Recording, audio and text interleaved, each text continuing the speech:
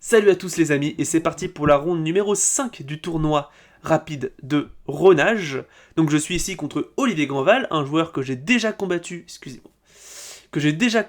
en LAN, qui avait 1800 Elo, et on avait joué une écossaise assez intéressante où j'ai fini par dominer parce qu'il avait fait un mauvais shot d'ouverture. Et du coup je me dis, ok, allons-y. Alors pourquoi je viens de dire qu'il est 1800 alors que c'est écrit non classé juste là?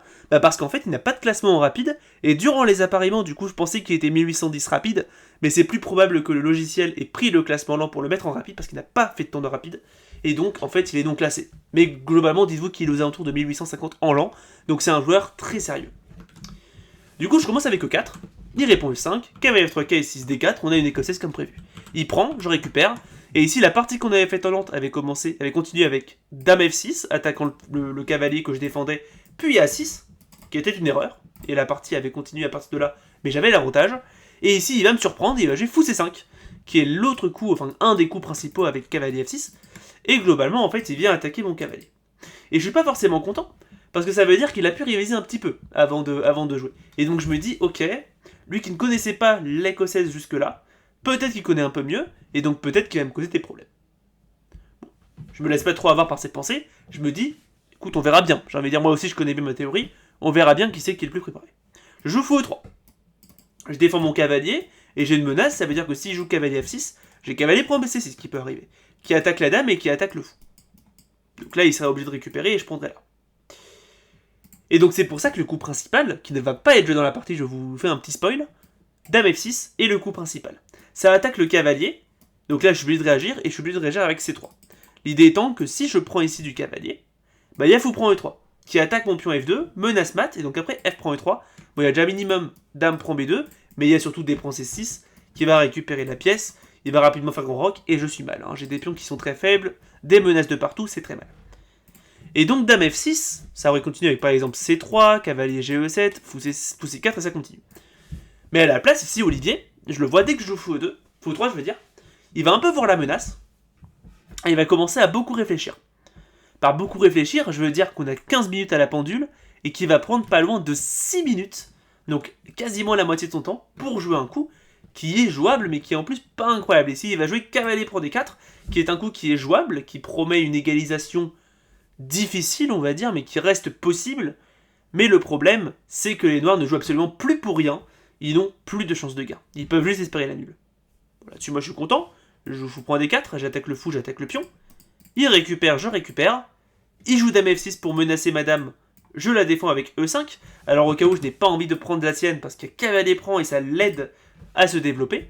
Donc, je joue plutôt E5 pour attaquer cette dame, la forcer à bouger.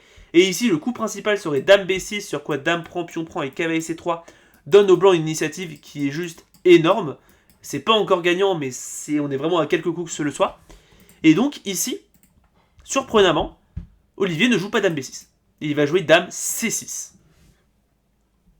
Je vois ça dans la partie, je me dis, ok, il connaît vraiment pas cette théorie, Dame C6, c'est un coup qui est thématiquement mauvais. En fait, dans ce genre de variante avec Dame F6, E5, c'est très important de jouer Dame B6 pour échanger la dame. Pourquoi ?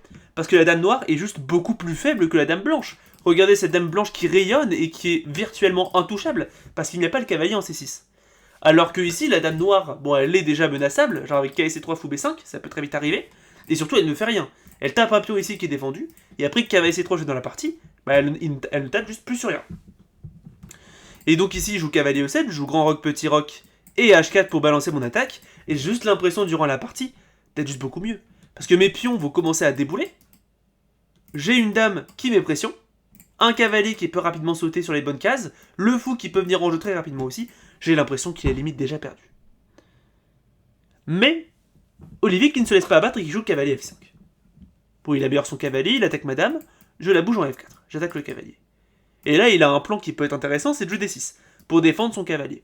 En fait, ici, j'aurais dû jouer H5, mais ici, bon, au cas où, pour vous montrer, E prend D6 peut paraître tentant, mais il y a cavalier prend D6, et en fait, le cavalier qui vient tout consolider, et c'est difficile de percer avec les blancs. Mais Olivier qui veut jouer un autre coup qui est très bon aussi, qui est plus ou moins équivalent en termes de force, et qui va beaucoup me surprendre, parce que je ne l'ai pas vraiment anticipé, c'est le coup Dame H6. Donc il ne défend pas son cavalier, mais il le défend activement, en juste clouant la dame, comme ça je ne peux pas le prendre. Et donc là je vais hésiter un petit peu, en me disant purée, mon attaque elle est pas forte. Parce que là, je misais tout sur l'attaque en fait. Hein. Et donc je me dis, purée, il réussit à contrer mon avantage, est-ce que j'ai encore un avantage? Et finalement, en fait, en réfléchissant un peu plus à la position, en utilisant la rampe de réflexion qu'on a vue récemment, je me dis, ouais, j'ai l'avantage, ouais. Et je vais finir par jouer Dame prend H6. Alors Dame G5 est un coup alternatif avec l'idée de prendre, et que ça ouvre la tour, mais je vais décider de prendre la Dame, avec l'idée que s'il prend du pion, évidemment, il se détruit la structure, il souffle son roi, c'est pas beau. Donc cavalier prend, jouer dans la partie, sauf que là, regardez, le cavalier n'est plus du tout actif, il est au bord, et les pièces noires sont tellement loin d'être activées, qu'ici il s'avère que je peux déjà gagner du matériel avec les blancs, avec cavalier D5. Joli coup pour attaquer le pion, et après C6, attaque le cavalier, il y a cavalier E7, échec, force le roi à bouger, et cavalier prend C8, qui enlève le défenseur du pion D7 que je peux récupérer derrière, avec une tour sur la 7ème, le développement très rapide, globalement les blancs sont limite déjà gagnants. Sauf que je le vois pas. En fait, je vais pas voir la suite tactique, en fait, je vais voir cavalier D5, mais après C6, je vais plutôt calculer cavalier C7, et après tour B8, j'ai l'impression que mon cavalier est enfermé plus qu'autre chose, je n'ai pas vu cavalier E7, 8 cavalier prend C8. Mais au moins c'est bien, c'est une tactique que je vais me souvenir pour plus tard. Donc à la place, je me dis, mon plan va être plus stratégique, je vais moins jouer direct, je vais venir jouer contre ce cavalier qui est au bord, et qui a très envie de revenir surtout en G4 en fait pour mettre pression. Et donc je joue fou 2. J'empêche le cavalier de venir en G4, et mon plan sera de jouer G4 moi-même, pour venir empêcher aussi à cavalier la case F5, auquel il voudrait peut-être sauter. Olivier qui répond avec C6, il contrôle la case D5, pour empêcher la tactique qu'on a vue. Bon, je joue G4, je suis content. Évidemment, il ne peut pas pousser son pion D parce qu'il aurait la prise en passant, et je serais très content. Et il va jouer F6. Bon. Ce coup va un peu me mettre, me confusionner, j'ai envie de dire, me rendre confus, et je sais pas trop quoi faire. Et finalement, ici, je vais pas trop réfléchir parce que j'ai déjà dépensé un peu de temps. Et je vais balancer fou C4 en me disant, après roi H8, ça me paraît logique, je veux dire, le fou qui s'améliore, ça va. Sauf qu'il y a un problème en fait, ici. C'est que toutes mes pièces sont en prise. Et donc là, ici, en fait, je suis obligé de prendre, et c'est pas si clair non plus de qui c'est qui gagne. En fait, là, j'avais l'idée que sur cavalier prend G4, il y ait F prend, roi prend et tour à G1 avec un clouage, que je vais pouvoir taper avec fou E2, tour D4, etc., etc. Et sur tour prend F6, il y a G5. Sauf que en fait, les noirs ont encore pion prend F6. Et c'est moins clair, parce que ici, le pion est attaqué, je fais jouer F3, et après D5 attaque le fou et ouvre le fou. Ça commence à être difficile, il y a F5 qui va arriver, c'est... Alors, on va dire, c'est pas clair. Je suis encore probablement en position avantageuse, mais c'est pas clair. Et donc j'ai vraiment peur de ça, et je vois que Olivier réfléchit beaucoup à son coup, et il finit par jouer, avec quelques minutes à la pendule, je crois 2 ou 3, il joue G6. Ok, bon, je vois ce coup, je suis soulagé, parce que du coup, Jackie n'a pas joué de pion prend. Et je me dis, bah écoute, si tu prends pas mon pion, et si tu ne prends pas le pion en G4, je vais pousser G5. J'attaque ton cavalier, je défends mon pion.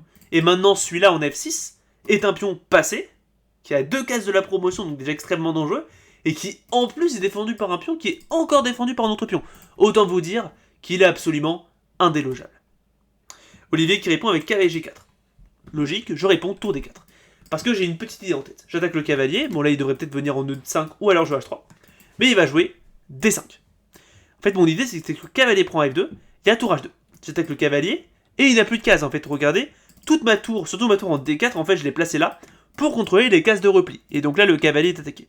Ici les noirs ont encore D5 pour essayer de contrôler, attaquer le fou et contrôler la case G4 pour le cavalier, mais j'ai fou E2, où le fou défend en fait la case en G4. Bon après il y aurait cavalier E4, cavalier prend, pion prend, tour prend, et j'ai un pion de plus. Ça va. Mais il joue D5. Bien joué, il défend son cavalier, il attaque mon fou. Alors j'en vais en E2, j'attaque le cavalier. Encore une fois, H5 meilleur coup. Mais Olivier va jouer un coup qui va beaucoup me surprendre, il va jouer cavalier, prend F2. Bah, il prend le pion. Mais du coup je me dis, mais en fait après tour H2, c'est littéralement la même position en fait.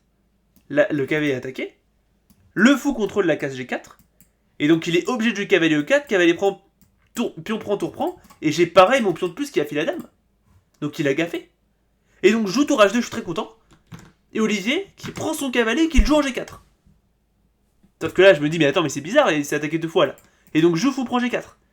Et là-dessus je me dis ah il a peut-être C5 encore qui peut être gênant, tour A5, pion prend, fou prend, pion prend, tour prend. Excusez-moi, tour prend, voilà, excusez-moi, fou prend, tour ici, pion prend, tour prend. Ça me paraît bizarre. J'ai l'impression que ça passe pas, et heureusement pour moi, il ne joue pas ça. C'était quand même gagnant, hein, mais ça me faisait plus peur. Il joue, fou, prend G4.